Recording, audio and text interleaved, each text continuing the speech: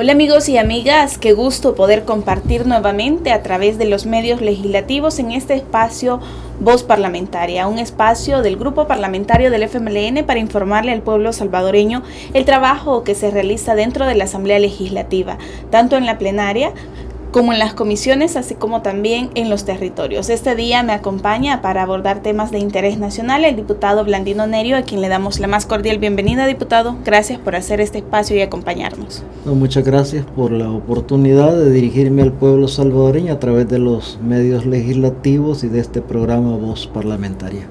Diputado, me gustaría que iniciáramos abordando el tema de la última sentencia de la Sala de lo Constitucional, que destituye al magistrado del Tribunal Supremo Electoral, Ulises Rivas. Yo creo que es mucho más grave que la destitución de un magistrado del Tribunal Supremo Electoral. Digo mucho más grave porque si existieran causales para la destitución, pues esto tendría una explicación. Sin embargo, estamos hablando del caso de un magistrado que fue electo de una terna que exactamente propuso la Corte Suprema de Justicia a la Asamblea Legislativa. De un magistrado que, escuchando los audios de la comisión que la Corte creó para escoger a sus candidatos para proponer a la Asamblea Legislativa, el mismo magistrado Florentín Meléndez dice en esos audios de su propia voz: es el mejor de los candidatos, llena todos los requisitos, no tiene impedimento legal. Y son los mismos que ahora lo destituyen. Justamente ellos envían la propuesta a la Asamblea Legislativa, la Asamblea Legislativa elige de esa propuesta y hoy argumentan de que hay un vínculo con un partido político, con el FMLN, y esa es la razón para la destitución. Pero yo señalo este antecedente para aclarar una cuestión. Realmente, cualquiera que ve el antecedente, cualquiera que mira la situación y que es constatable que no existe en ningún documento del FMLN una afiliación del magistrado Ulises Rivas, podrá llegar a preguntarse, bueno, ¿y aquí qué pasa? Y realmente lo que pasa es que este es un magistrado que en su trayectoria profesional, por lo que yo he podido conocer, ha estado vinculado a temas de derechos humanos. Antes de venir al Tribunal Supremo Electoral era precisamente un funcionario dentro de la Procuraduría muy destacado por su impecable trayectoria, por su correcta forma de desempeñarse, y esa conducta la traslada al Tribunal Supremo Electoral con una postura de independencia de criterio y de apego a la ley. Y justamente eso parece que es lo que hace estorbo, no a la Sala de lo Constitucional, sino a los que le ordenan a la Sala tomar decisiones. Hoy la destitución, porque esta medida cautelar en la práctica es una destitución, da lugar a la verdadera razón. Había que apartar al funcionario independiente para sustituirlo por la hermana de una ex ministra del partido Arena y suegra de un alcalde de Arena en el departamento de La Unión. Esa es la magistrada que va a sustituir a Ulises Rivas, hermana de Mirna Líbano de Márquez y suegra de un alcalde de Arena en el departamento de La Unión. La Sala lo que está es jugando a configurar un Tribunal Supremo Electoral ad hoc a los intereses de la oligarquía salvadoreña. Y quiero ir más allá. Se tiene ya indicios muy fuertes de que está la Sala de lo Constitucional por destituir a funcionarios del Consejo Nacional de la Judicatura porque pretenden acomodar la sustitución de estos funcionarios con elementos que puedan propiciar que en las listas que el próximo año tiene que presentar el Consejo para elegir Sala de lo Constitucional, vengan los que ellos quieren. Es decir, estamos ante un fraude, ante las instituciones del Estado, ante la democracia que queremos construir, ante el pueblo salvadoreño, empujado y manejado directamente por estos 4 abogados cuya conducta va a merecer en su momento el juicio del pueblo. Mucho se ha señalado, diputado, que este tipo de resoluciones es un retroceso a la democracia, incluso un retroceso a aquellos avances importantes que se lograron en aquel 16 de enero de 1992 cuando se firman los acuerdos de paz. Mire, esto que están haciendo estos personajes, estos sujetos que desgraciadamente tienen esos cargos a los que no hacen honor, me refiero a esos 4 abogados de la Sala de lo Constitucional, nos estaría remontando al pasado que queremos dejar atrás. Yo quiero recordar nada menos, ayer era 28 de febrero.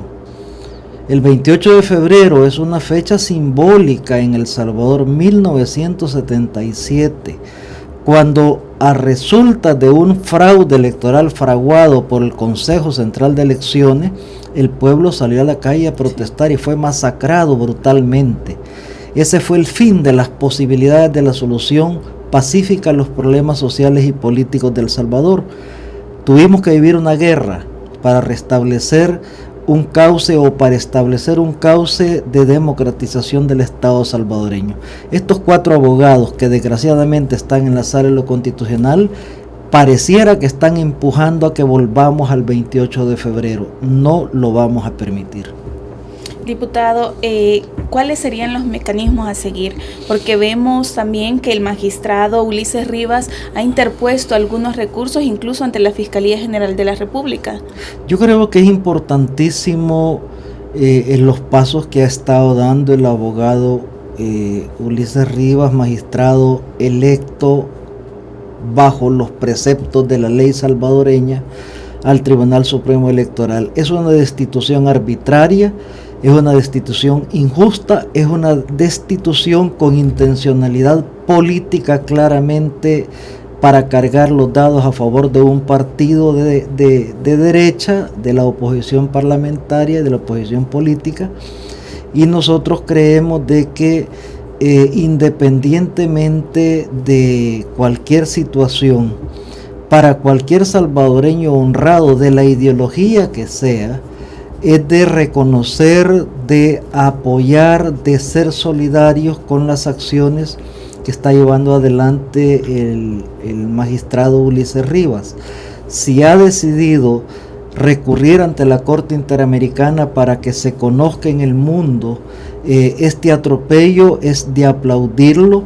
Si hoy, además de haber recurrido a la misma Sala de lo Constitucional para exigir que se recusaran al menos 2 de los magistrados que han estado tomando estas decisiones incorrectas, es la postura decente que cualquier salvadoreño debe de tomar.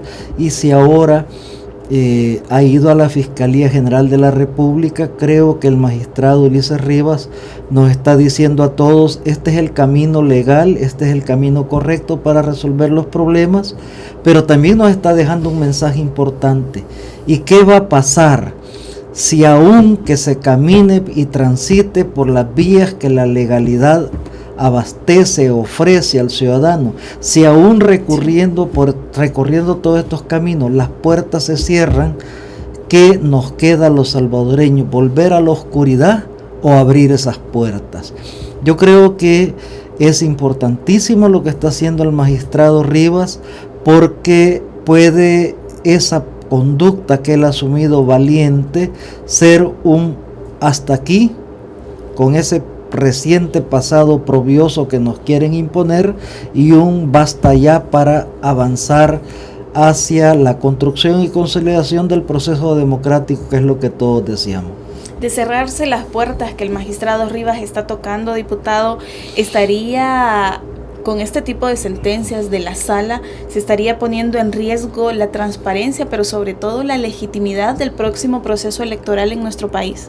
No solo eso, se estaría poniendo en riesgo no solo las elecciones, eso estaría por descontado, sino todo el sistema democrático que hemos venido construyendo. Nosotros, y digo el FMLN, el pueblo honrado de este país, no vamos a permitir que 4 individuos a título de nada vengan a querer alterar la construcción democrática que pactamos el 16 de enero en Chapultepec, que es el compromiso de todos, de las distintas fuerzas, de los partidos, de las organizaciones sociales, de los empresarios. Ese es el compromiso de todos, construir un país democrático. Si hoy 4 individuos obedientes a extraños poderes se dan la tarea de romper eso, deben de saber que habrá un pueblo que los va a enfrentar. Y 4 individuos, diputado, que como señalaba la diputada Norma Guevara, no fueron electos conforme a la legalidad, digamos, porque supuesto, no venían de las listas. Por supuesto, y eso todos lo sabemos, y ellos pretenden que lo olvidemos o que no lo veamos.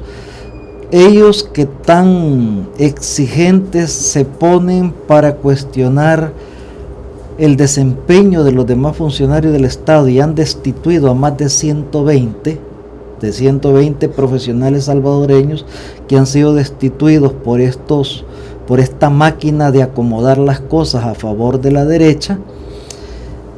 Ni siquiera fueron electos conforme a la ley.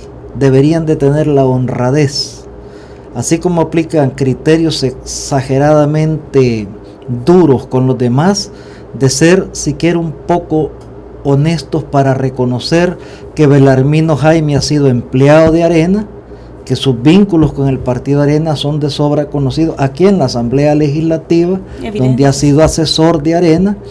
¿Por qué no renuncia? ¿Por qué no tiene la moral frente al pueblo salvadoreño de decir, miren, yo no estoy apto para este cargo porque tengo compromisos con una fuerza política y renuncia? Eso sería algo digno de aplaudirse, pero no lo está haciendo. ¿Qué se podría hacer en ese caso? Porque el pueblo salvadoreño ve este tipo de resoluciones que la sala está teniendo, que atentan con la democracia del país, y está evidente sobre la mesa el vínculo que este magistrado tiene con el grupo parlamentario, bueno, con el partido Arena como tal. ¿Cuál es el mecanismo a seguir o cómo se podría hacer para denunciar este tipo de actos arbitrarios que están cometiendo contra la democracia? Yo creo que se ha estado recorriendo los caminos que habilita la ley. Y creo que todo esto es un aprendizaje político importante para los ciudadanos salvadoreños y una toma de conciencia que no se logra de un día para otro. Si hace 2 años hubiéramos levantado este planteamiento, muchos ciudadanos en este país no habrían logrado comprender de qué se trataba, cuál era el fondo, la profundidad. La vida ha ido demostrando con la conducta de ellos que están alejados de la Constitución, que están alejados de la ley, que han caído en una conducta que podría calificarse de delincuencial.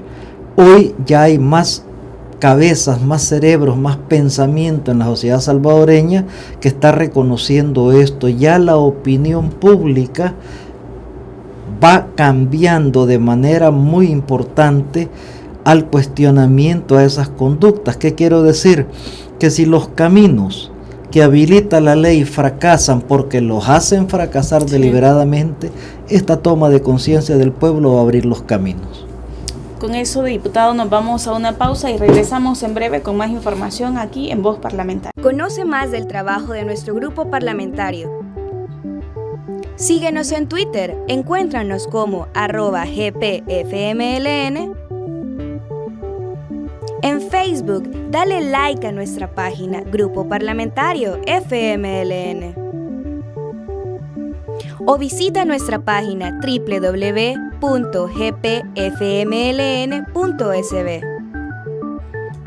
Grupo Parlamentario FMLN, legislamos a tu favor. Gracias por continuar en sintonía de los medios legislativos. Estamos en el espacio del Grupo Parlamentario del FMLN conversando con el diputado Blandino Nerio. Hablábamos de esas resoluciones que la Sala de lo Constitucional ha emitido y que atentan contra la democracia del país.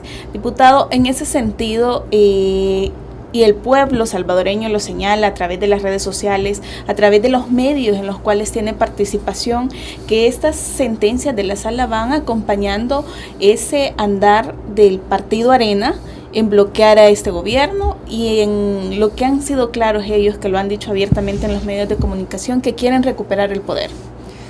Eso es obvio, es algo que se mira con solo preocuparse un poco por identificar los fenómenos principales de lo que ocurre frente a nuestros ojos y no perdernos en las bengalas que nos tiran para distraernos.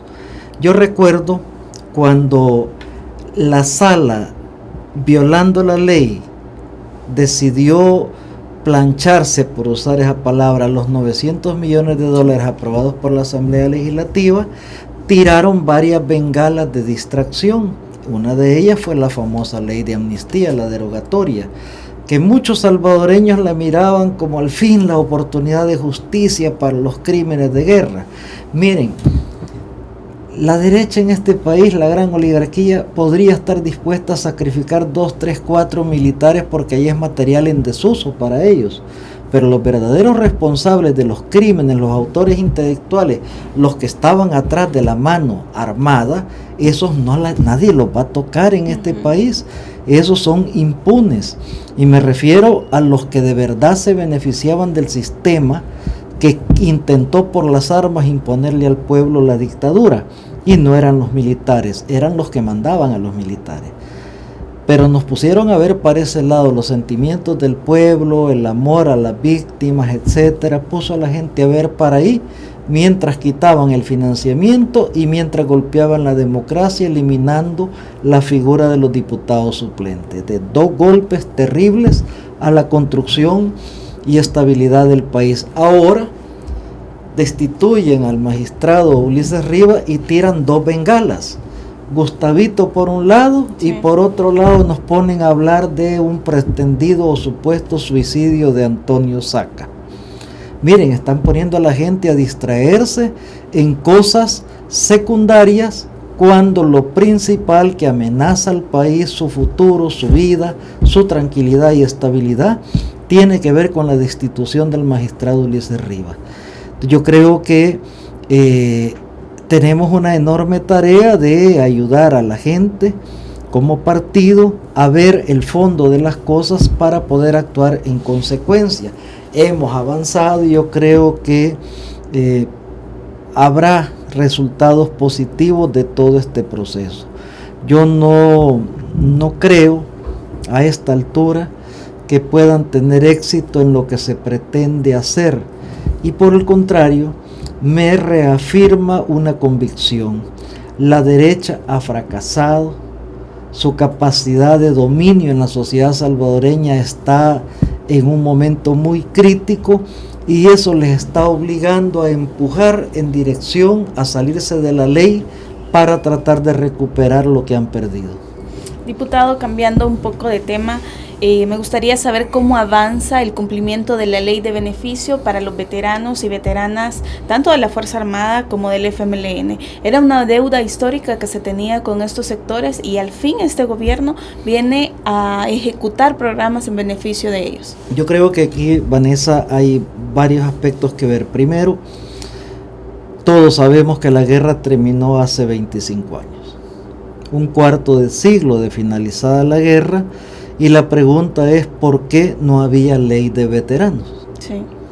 ¿Por qué tuvieron que pasar 3 periodos enteros del partido Arena, más de 15 años, para que el tema pudiera ser retomado? Por una razón, y este es mi mensaje a los veteranos de la Fuerza Armada, sobre todo, es que para la derecha oligárquica de este país, los hombres que le sirvieron con las armas en la mano durante el conflicto no son importantes, son desecho. Y así los miran.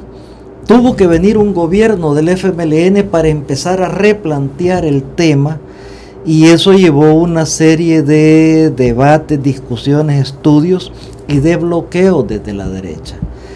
Esta ley de veteranos pudo estar lista hace bastante tiempo y sin embargo la derecha la estuvo bloqueando de manera deliberada con algunos cuantos piones que tiene ahí en los movimientos de veteranos.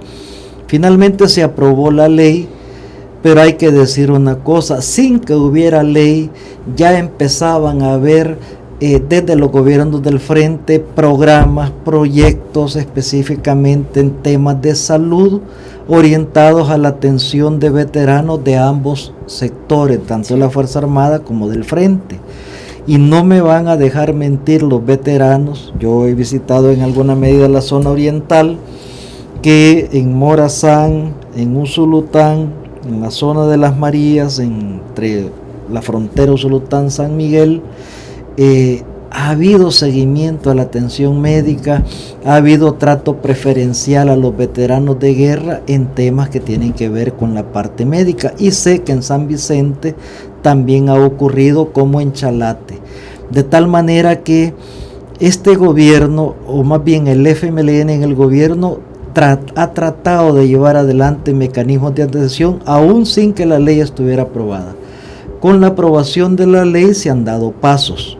No solo se aprueba la ley, sino que se pasa el año anterior a la elección del Consejo Directivo, una elección en la que han participado todos los sectores legalmente organizados y reconocidos de manera legal, y hay ya una representación que será el ente encargado de administrar, y luego en el presupuesto general de la República, que el Ministerio de Hacienda dispone la provisión de una partida de capital semilla para el empuje de los programas, y junto a esto se habilita el censo, la actualización del censo y el proceso de carnetización en el cual se ha estado caminando. Hay ahí grupos como el de Daniel Hernández, el conocido Bueyón, que trabaja para Arena, o al menos es lo que da la impresión, que continúen en su línea de agitación, pero esa ya es una estrategia de desestabilización que no tiene que ver para nada realmente con las verdaderas organizaciones de veteranos de guerra. Ese es un grupúsculo mercenario. Diputado, vemos que este programa de beneficios no solamente cubre a los veteranos como tal, sino también vemos el reflejo de los beneficios a sus familias. Tal es el caso, por ejemplo, de la oferta de empleos para los marinos mercantes, que buena parte de los hijos e hijas de los veteranos, tanto de la Fuerza Armada como del FMLN, están siendo capacitados para que puedan optar por estos empleos. Esa es una de las vías, la de la preparación de los muchachos en este tipo de especialidad, pero no es la única. Yo creo que, más bien puedo afirmar que, y repito, es en este gobierno que ha habido el interés de darle, en el marco de la limitación de recursos que existen, por primera vez un respaldo solidario, un respaldo que va al encuentro de ese deber histórico de acompañar a los veteranos indistintamente de para qué fuerza combatieron, en el proceso de dignificar su vida. Hay que recordar también de que muchos de los veteranos son gente ya muy adulta, o sea, terminaron la guerra con más de 40 años, después de 25 rondan los 70 años o más. Y ha habido preocupación por parte del gobierno del FMLN de apoyar, de acompañar, y obviamente se requiere mucho más recursos de los disponibles, pero ya ahí no estamos en un problema de la voluntad política, sino de la posibilidad real. La voluntad política, que nunca existió cuando habían más recursos en el país, es la que hoy existe, a pesar de que los recursos son menores. Diputado, en el tema del programa El Plan El Salvador Seguro, obviamente es un programa del Ejecutivo como tal, pero que tiene que ser acompañado desde la Asamblea Legislativa, y en ese sentido se ha ampliado el periodo de vigencia de las medidas extraordinarias. Bueno, el Plan El Salvador Seguro es el único planteamiento con visión integral que ha habido en El Salvador desde que el fenómeno delincuencial fue creciendo y desbordando y generando grave preocupación en la ciudadanía.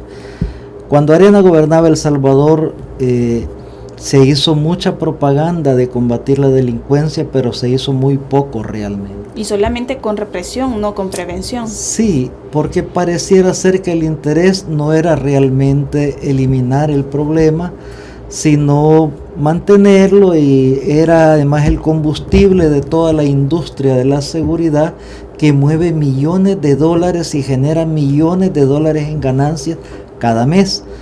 y uno puede empezar a ver quiénes son los dueños de las empresas de seguridad. Sí. Y cuando hablamos de seguridad estamos hablando de alarmas, estamos hablando de alambre Razor, estamos hablando de vigilantes, etcétera, etcétera. Una industria millonaria mensualmente. De tal manera que no les interesaba, era un factor de oportunidad para hacer plata. Es hasta ahora que con el plan El Salvador Seguro se empieza a hacer un abordaje integral, y en ese abordaje integral la persecución cobra de verdad efectividad, y se ha notado, pero también los esfuerzos para la intervención en las comunidades, para acompañar a los jóvenes, para dar oportunidades, porque el fondo del problema y una de las raíces principales es la exclusión. Si no se incluye a los excluidos, este problema nunca se resuelve. Entonces ha habido un esfuerzo sistemático que de manera general lo plantea el plan El Salvador Seguro, y en sus planteamientos específicos se empieza a trabajar inicialmente con 10 municipios, sube a 26, va a subir a 50, que son los de mayor densidad problemática, y los resultados están siendo fabulosos realmente. Hemos estado en el municipio de Colón, Lourdes Colón, como Comisión de Seguridad y Combate al Narcotráfico, y ese alcalde de Arena nos dice, bueno, aquí las cosas van mejorando. El jefe policial nos dice, bueno, acá hay cosas que no se pueden medir en la estadística, pero que se miran. Por ejemplo, la tranquilidad de los vecinos para estar hasta altas horas de la noche de nuevo, sí, cosa que se había perdido. El hecho de que más negocios están abriendo las puertas, el hecho de que empresas quieren venir a instalarse al municipio, eso no se puede medir estadísticamente, pero está ocurriendo.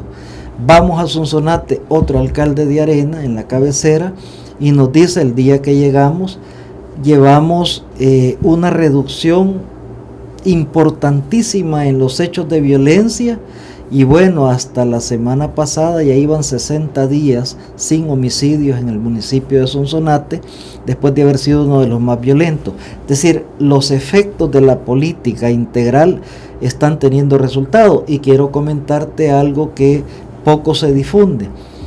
La semana pasada, eso fue público, fuimos a la inauguración del complejo penitenciario de Izalco, invitados, sí, por el señor ministro. Pero más allá de la visita a la inauguración, nos dirigimos, aprovechando, a la granja penitenciaria, que es parte del complejo. Ahí están mujeres que estaban en cárcel de mujeres, valga la expresión, la redundancia.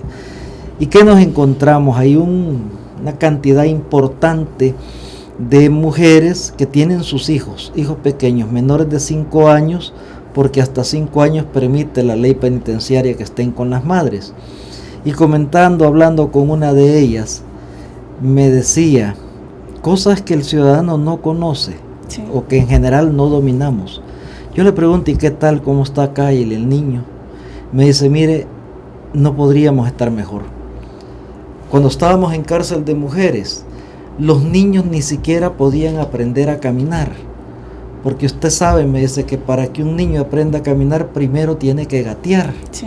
Y no había espacio, no había a dónde. El 900% de hacinamiento lo entendí de manera más clara en mi cabeza oyendo a esta mujer que me decía, no había dónde los niños pudieran gatear, cómo podían aprender a caminar. Sí. Aquí estamos en condiciones inmejorables, y los niños corrían, caminaban. Era el momento del almuerzo, estaban los niños con las madres, porque durante el día están en el CDI, y el centro de desarrollo infantil en la granja penal es un centro con toda la dignidad para una criatura, que además tiene su clínica odontológica, tiene tratamiento con psicólogo, etcétera. Se le da con eso cumplimiento a la Constitución de garantizar los derechos del ser humano. Y yo decía, hombre, esto es lo que se necesita si es que queremos de verdad avanzar a un proceso de readaptación. Porque el ser humano que es tratado con indignidad, no puede la sociedad esperar una respuesta y una conducta digna. Si lo educamos en la indignidad, será indigna su conducta. Si lo maltratamos, maltratará. Pero esta gente empieza a sentir que el Estado, a pesar de los errores cometidos, les está tendiendo la mano. Pero además llegamos a hablar con otras señoras que estaban en una pequeña maquila que tienen ahí y les decíamos, bueno, ¿qué están haciendo? Estamos fabricando las 1500 colchonetas para el complejo en el área femenina. Y luego vamos a hacer las colchonetas de este. O sea, toda una actitud vinculada al trabajo. Si hay algo que dignifica a la persona, además del trato, por supuesto, es el trabajo. Y tener condiciones materiales de infraestructura más adecuadas será otro elemento fundamental. Yo creo que se va caminando en los 3 planos del plan: el tema de la persecución del delito, el tema de la prevención del delito y el tema de la readaptación, como nunca en la historia de El Salvador había ocurrido. Bueno, diputado, gracias por compartir con nosotros esos testimonios que a veces como pueblo salvadoreño no tenemos la capacidad o la oportunidad de conocer, pero sinceramente dejan huella y se ve el reflejo del trabajo que se está haciendo desde el Ejecutivo. Queremos agradecerle por haber compartido con nosotros. Lamentablemente se nos ha terminado el tiempo. Gracias, Vanessa, y un saludo a toda la teleaudiencia y a la audiencia de la radio de esta voz parlamentaria. Gracias, diputado, y gracias a ustedes, amigos y amigas, por habernos acompañado en un programa más de Voz Parlamentaria. Conoce más del trabajo de nuestro grupo parlamentario. Síguenos en Twitter, encuéntranos como @gpfmln. En Facebook, dale like a nuestra página Grupo Parlamentario FMLN. O visita nuestra página www.gpfmln.sb.